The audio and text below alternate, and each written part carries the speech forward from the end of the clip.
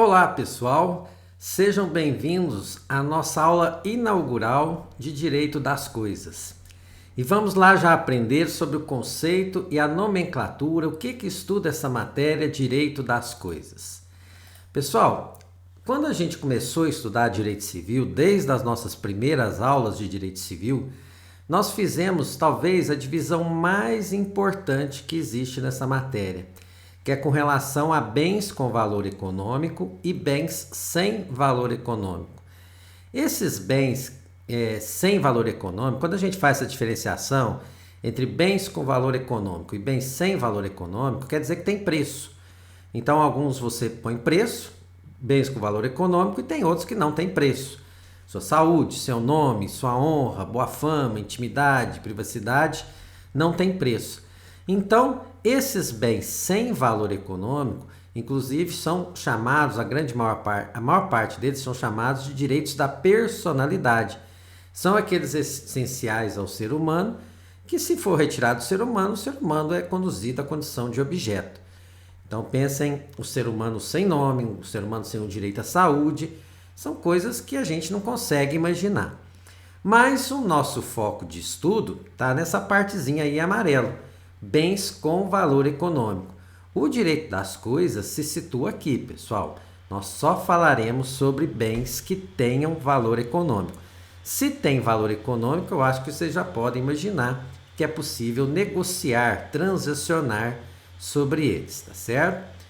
Então, já sabemos onde se situa, que nós estamos dentro dos direitos patrimoniais.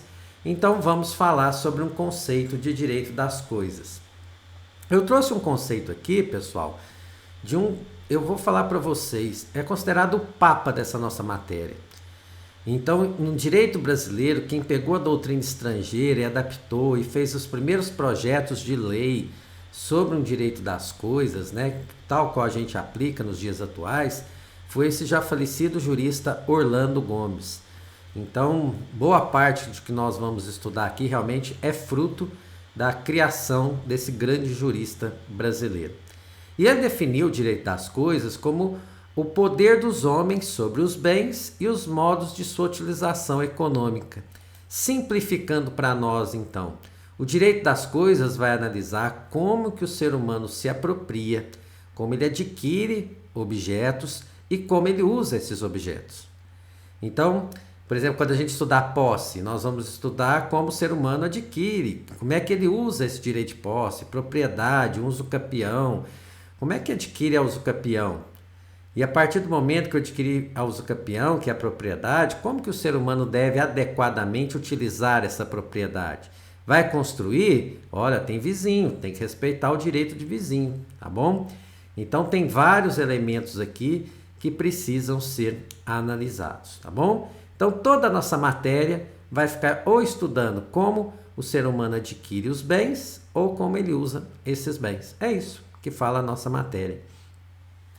Só que temos uma dúvida com relação à nomenclatura que eu acho que talvez já está aí batendo na cabeça de vocês.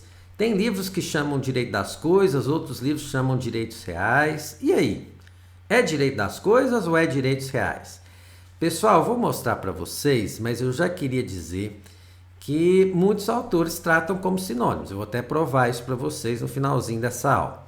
Mas olha só para vocês entenderem a diferenciação e por que eu, professor Roberto, na minha opinião, eu acho que o direito das coisas é o mais completo.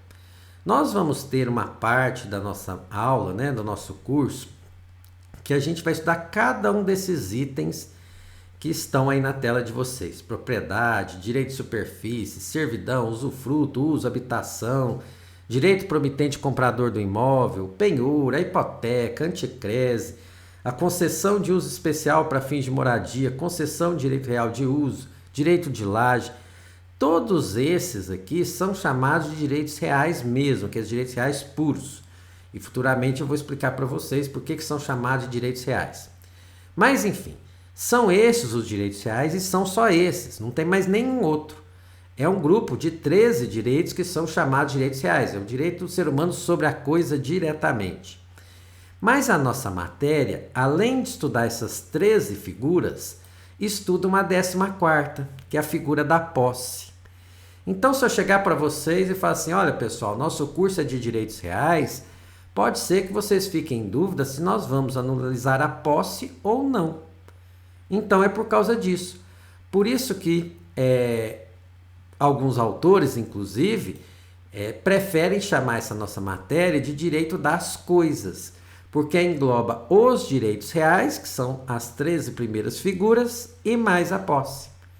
Então, direitos reais e direito das coisas. Entenderam a diferença?